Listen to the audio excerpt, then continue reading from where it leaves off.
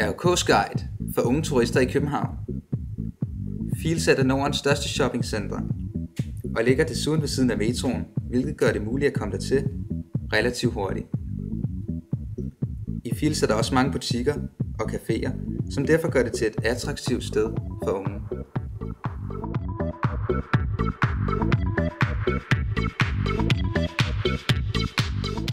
Hvis man ønsker at shoppe, er Strøget endnu et oplagt sted at begive sig hen. Strøget er Nordens første gågade og er med de omkringliggende gågader desuden en af verdens længste. Strøget er et godt sted at hænge ud eller bare et sted at slappe af.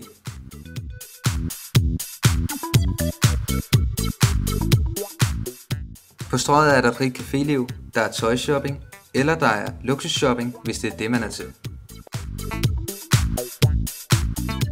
Af og til er der også gadeoptrædende med musik, underholdning og andet, som er med til at skabe liv og stemning på Strøget.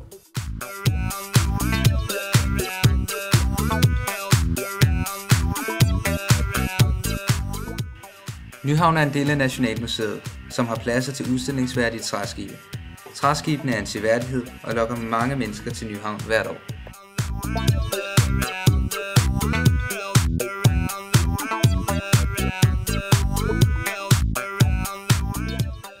Træskibene og de charmerende huse er med til at give Nyhavn et unikt præg.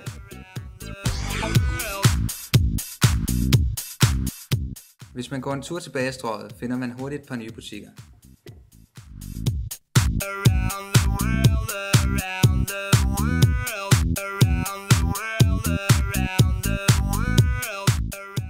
Den store variation af butikker, med alt lige fra kæder til mærkevarer, skaber hurtigt et indtryk af, hvor stor Strøget i virkeligheden er.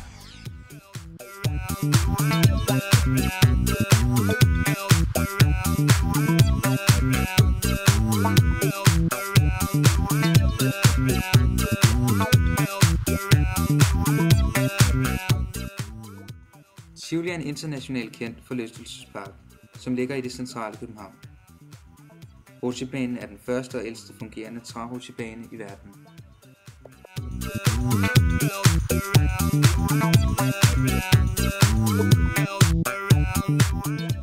Tivoli har mange kendte forlystelser, såsom Himmelskibet, Dæmonen og Det Gyldne Tårn.